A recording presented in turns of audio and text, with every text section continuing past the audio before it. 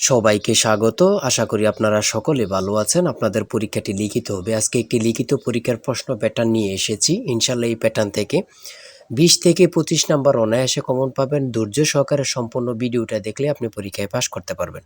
অনেকেই পরীক্ষায় পাস করে না কেন? লিখিত পরীক্ষার প্রশ্ন প্যাটার্ন বোঝে না। কোন কোন বিষয় কোন কোন টপিক থেকে প্রশ্ন আসে এগুলা বোঝে না দেখেই কিন্তু পরীক্ষা উত্তীর্ণ হতে পারে না। আজকে আমি A to Z দেখিয়ে দিব কোন কোন বিষয় কোন কোন টপিক থেকে পরীক্ষায় প্রশ্ন আসে সকল কিছু দেখিয়ে দিব। একটু কষ্ট করে সম্পূর্ণ ভিডিওটা দেখবেন, ঠিক আছে? সর্বপ্রথম বলে রাখি লিখিত পরীক্ষাটা কি? সেটা হচ্ছে সন্ধি বিচ্ছেদ, বাগধারা, তারপরে রয়েছে কারক বিভক্তিকরণ, তারপরে রয়েছে এক কথায় প্রকাশ এবং কি বিপরীত শব্দ।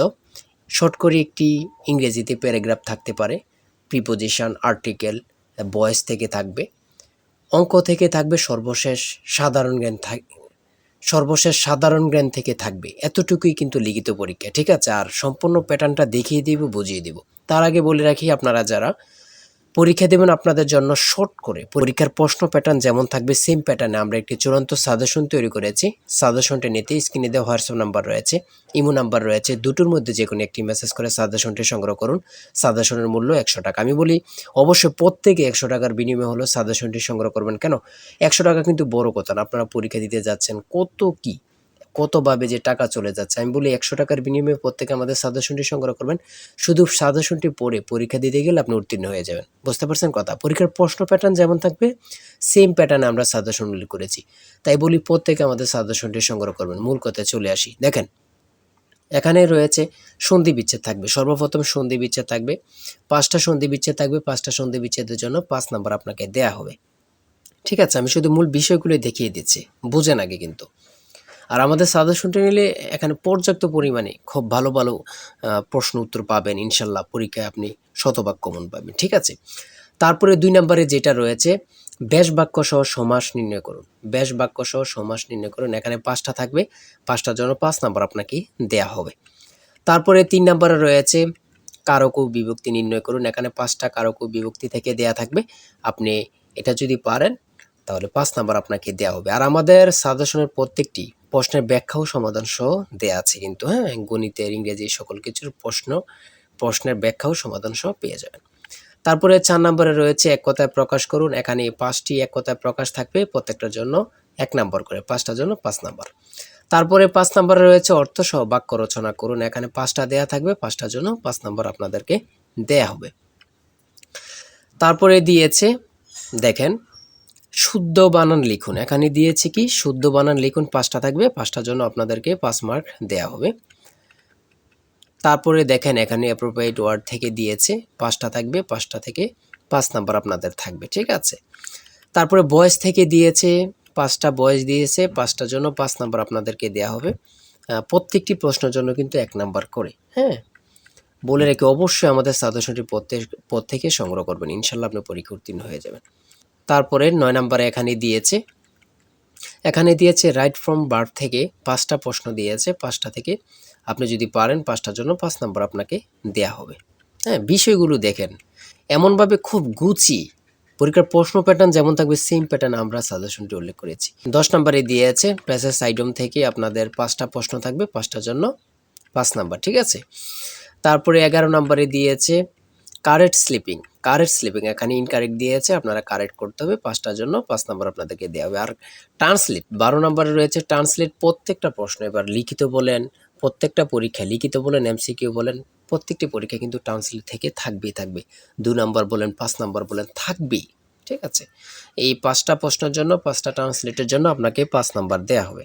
তারপরে 13 নাম্বার গণিত এখান থেকে শুরু হয়েছে। লঞ্চ ও স্রোতের গতিবেগ যথাক্রমে ঘন্টায় 12 কিলোমিটার ও 4 কিলোমিটার নদীপথে কিলোমিটার অতিক্রম করে পুনরায় ফিরে আসতে কত সময় লাগবে? এখানে কিন্তু সমাধান দেয়া আছে, আপনারা অঙ্কটির সমাধান দেখে নিলেই বুঝতে পারবেন। এদিক দিয়ে এতটুকু সমাধান দেয়া আছে, বাকি অংশটুকু এখানে সমাধান দেয়া আছে, ঠিক আছে? হ্যাঁ, এই অঙ্কটি প্রত্যেকটি অঙ্কের জন্য 5 নাম্বার করে আপনাদেরকে দেয়া হবে খুব সুন্দরভাবে।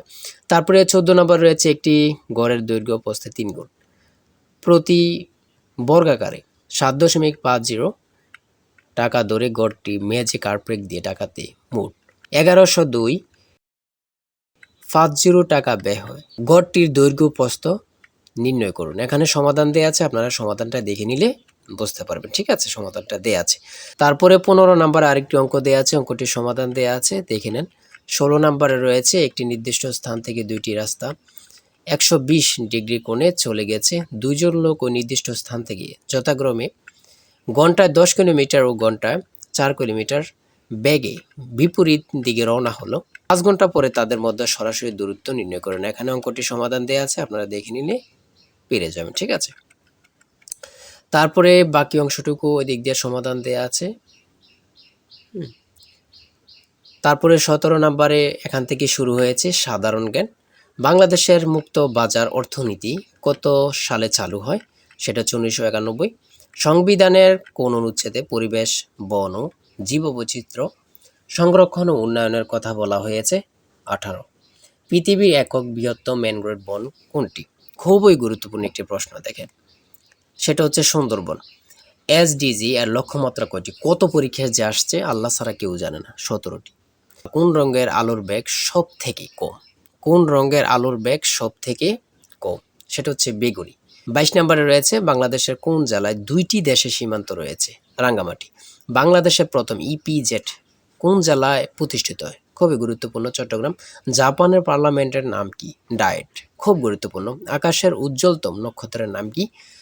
লুব্বক। তারপরে 26 নম্বরে রয়েছে কোন উদ্ভিদের কাণ্ড রূপান্তরিত হয়ে পাতার কাজ করে? সেটা হচ্ছে পনি মনসা। তারপরে 27 নম্বরে রয়েছে খরিফ শস্য বলতে কি বোঝায়? গ্রীষ্মকালীন শস্য। ঠিক আছে। 28 নম্বরে রয়েছে সিআইআরডিএপি এর সদর দপ্তর কোথায় অবস্থিত? ঢাকাতে। প্রাকৃতিক গ্যাসের প্রধান উপাদান কি? মিথেন। খুবই গুরুত্বপূর্ণ। তারপরে 30 নম্বর রয়েছে ইউএনএফসিসিসি এর পূর্ণরূপ কি? United Nations framework convention on climate change. তারপর 31 নম্বরে রয়েছে ভুটানের মুদ্রার নাম কি? গোল্টাম। খুবই গুরুত্বপূর্ণ, আমাদের পার্শ্ববর্তী দেশের নাম, দেশের মুদ্রার নাম আমরা যদি না জানি তাহলে তো এটা কেমন না। সর্বশেষ 32 নম্বরে কিছু অংশ দিয়েছে, সেটা হচ্ছে জলবায়ু পরিবর্তনের বিরূপ প্রভাব নিরসনে উপকূলীয় বনায়নের গুরুত্ব কি, বা এখানে অনুচ্ছেদ একটি দিতে পারে, শর্ট করে 5 নম্বর এখানে দেয়া থাকবে। এটা থাকতেও পারে, না থাকতে পারে, এটা নিয়ে কোনো টেনশন নেই। সর্বশেষ সাধারণ জ্ঞান থাকবে। ঠিক আছে, যারা চূড়ান্ত সাজেশনটি সংগ্রহ করতে চান এই নাম্বারে হোয়াটসঅ্যাপ ইমোতে মেসেজ করে দ্রুত আমাদের সাজেশনটি সংগ্রহ করুন, ইনশাল্লাহ আপনি পরীক্ষা উত্তীর্ণ হবেন। আবারও বলে রাখি, প্রত্যেকে সাজেশনটি সংগ্রহ করবেন, 100 টাকা কিন্তু বড় কথা। ভালো থাকবেন, সুস্থ থাকবেন। ভালো লাগলে চ্যানেলটি সাবস্ক্রাইব, পেজটি ফলো দিয়ে আমাদের সঙ্গে থাকবেন। আল্লাহ হাফেজ।